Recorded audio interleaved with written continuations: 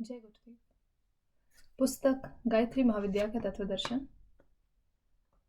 अध्याय 1, चैप्टर 6, गायत्री का स्वरूप और रहस्य। ह्रीं श्रीं क्लीं चेति रूपेस्तु स्त्रभिर्वालोकपालिनी भासते सतंत लोके गायत्री त्रिगुणात्मिका। ह्रीं श्रीं क्लीं। ह्रीं श्रीं क्लीं इति इन त्रिभी तीन रूपेभ्य रूपों से लोकपालिनी संसार का पालन करने वाले, त्रिगुणात्मिक का गायत्री तीन गुणों वाली, लोके संसार से, सतंत निरंतर, भासते प्रकाशित होती है। आदि शक्ति रीति विष्णु स्तामहं प्रणमामि ही सर्ग स्थिति विनाश च आयन्ते जगतो नया। इयंतु यह ही विष्णु परमात्मा की आदि शक्ति है। ता उसको अहं मैं प्रणमामि प्रणाम करता हूँ, अनया इसी शक्ति से, जगतः संसार का, सर्गः निर्माण, स्थिति पालन, च और विनाशः विनाश, जायन्ते होता है। सृष्टि के प्रारंभ का मूल हेतु परमात्मा की द्विधा है। एक, अव्यय परमात्मा ने जब बहुत दिनों बहुत होने की इच्छा की तो वह इच्छा स्फूर्णा शक्ति कहलाई। इस प्रकार अद्वैत ब्रह्मा द्वैत हो गया। एक, अखंड अलख अगोचर इंद्रियातीत निराकार निर्विकार परमात्मा जब सृष्टा के रूप में आता है तो उसे द्विधा देखा जाता है और हम अनेक नामों से उसे पुकारते हैं। सूर्य अपनी कक्षा में अपनी एक रस गतिविधि से क्रिया मग्न रहता है।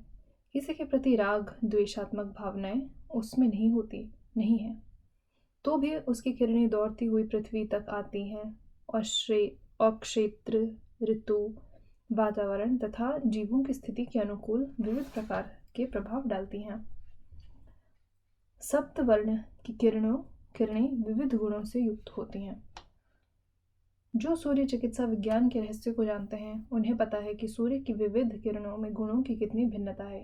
एक व्यक्ति को एक प्रकार की सूर्य किरणें अमृतोपम लाभ प्रदान करती हैं तो दूसरे प्रकार की किरणें हानिकारक परिणाम उपस्थित कर सकती हैं। सूर्य एक है, उसकी शक्ति किरण भी एक ही है, पर सूक्ष्म भेदों के कारण उसके सूक्ष्म प्रभावों में भारी अंतर उत्पन्न हो जाता है। परमात्मा एक है, उसकी शक्ति एक है, पर जिस प्रकार परमात्मा 1 से 2 हो गया उसी प्रकार उसकी शक्ति 1 से 3 हो जाती है। इन तीनों का नाम अध्यात्म विद्या के सूक्ष्म दर्शियों ने ह्रीं श्रीं क्लीं रखा है। ये शब्द काल्पनिक नहीं है, वरन सृष्टि के सूक्ष्म शांत अंतराल में इस त्रिविध शक्ति की प्रतिध्वनियां हैं। योगियों ने समाधि अवस्था में जाकर प्रकृति की मूलभूत सूक्ष्म स्थिति का अनुभव किया।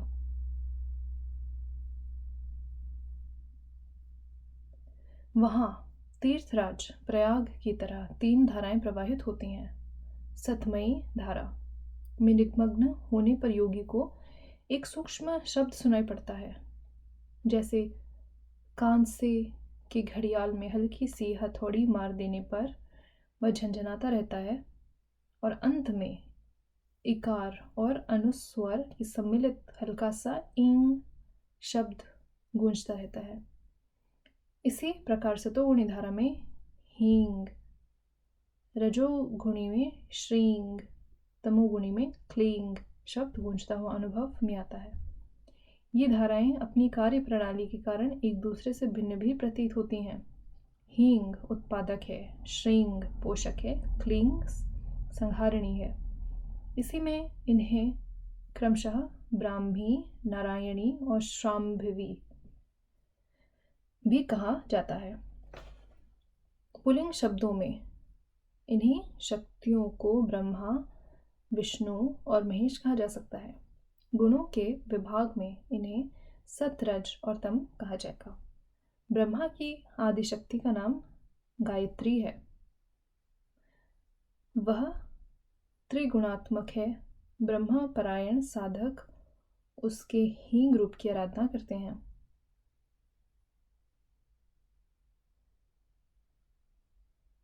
आध्यात्मिक उन्नति के लिए, आत्म साक्षात्कार के लिए, परमानंद और मुक्ति के लिए उसी का आश्रय ग्रहण किया जाता है। अर्थपरायण, किसी कामना की पूर्ति के इच्छुक, सांसारिक संपदा और ऐश्वर्य चाहने वाले साधक उसके श्रृंग रूप की उपासना करते हैं।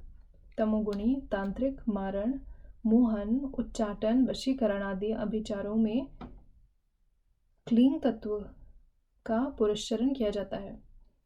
ह्रीं सरस्वती के रूप में, श्रीं लक्ष्मी के रूप में, क्लीं दुर्गा के रूप में पूजी जाती हैं। जो साधक जिस गुण की उपासना करता है उसमें उन्हीं तत्वों का आविर्भाव विशेष रूप से होता है। उसकी प्रकृति उसी सांचे में ढलती है, स्वभाव वैसा बनता है, योग्यताएं और शक्तियां वैसी बढ़ती हैं तथा उसी के अनुरूप सफलताओं का मार्ग प्रशस्त होता है। अपने में किन्हीं गुण, कर्म, स्वभावों की उत्पत्ति के लिए ही ह्रीं का, किन्हीं तत्वों की वृद्धि के लिए श्रीं का और किन्हीं दोष दुर्गुणों के निवारण के लिए क्लीं का आराधना किया जाता है। समय समय पर भले बुरे सभी प्रकार के प्रयोजनों के लिए उपयोगिता अनुसार तीनों ही तत्वों की आवश्यकता होती है, क्योंकि मनुष्य तीनों ही तत्वों का बना हुआ है। प्रयोजन, आवश्यकता, उपयोगिता तथा मात्रा के भेद से इन तत्वों में न्यूनाधिकता तो प्रयोजनीय होती है, पर उपास्य तीनों ही है। इसीलिए त्रिमुखी वेद माता गायत्री को साधक अभिवादन, प्रणाम, नमस्कार करता है।